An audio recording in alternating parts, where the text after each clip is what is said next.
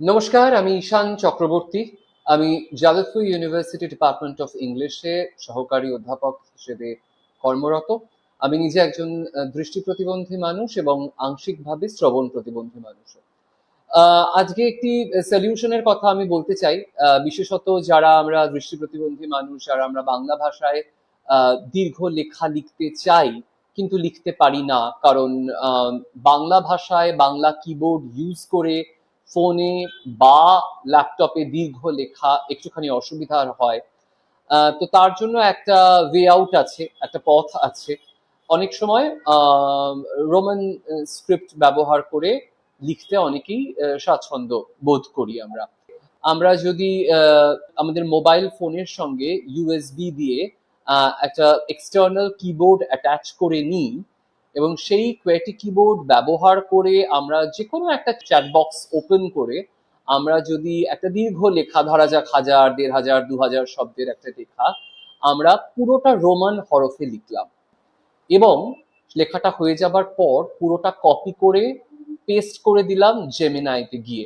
Gemini যেখানে edit box থাকে সেখানে গিয়ে আমি পেস্ট করে দিলাম, দিয়ে আমি একটা প্রম্পট দিয়ে দিলাম যে convert this entire right up in Roman script into a write up in the Bengali script, full stop.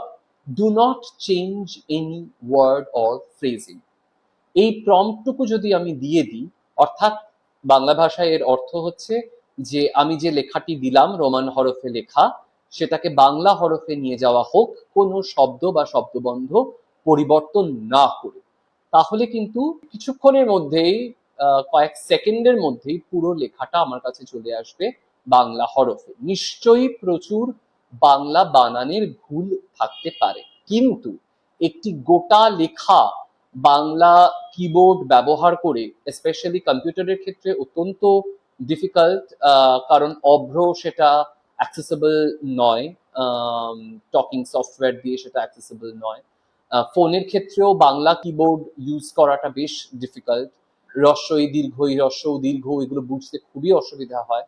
তো যার ফলে এইভাবে যদি আমরা করে নিই এবং তারপরে যদি আমরা প্রুফ রিড করি, তাহলে কিন্তু আমাদের যেটা হয়তো 2 দিন 3 দিন 4 দিন সময় লেগে যাবার কথা ছিল এবং অনেক বেশি একটা টিডিএস ফ্রাস্ট্রেটিং একটা এক্সপিরিয়েন্স ছিল, সেটা অনেকটা সহজ আমাদের কাছে হয়ে যাবে এবং কাজটা অনেকটা তাড়াতাড়ি হয়ে যাবে।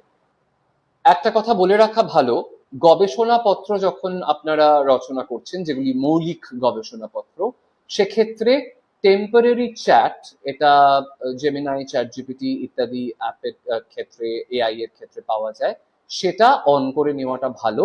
সেক্ষেত্রে আপনার মৌলিক রচনা সেটা সেভড হয়ে যাবে না এবং সেটা ট্রেনিং ডেটা হিসেবেও ব্যবহার করা হবে না। এটা একটা ছোট্ট পদ্ধতি, কিন্তু ইউজফুল পদ্ধতি, যেভাবে আমরা এই সমস্যার একটা সলিউশন বার করতে পারি। নমস্কার।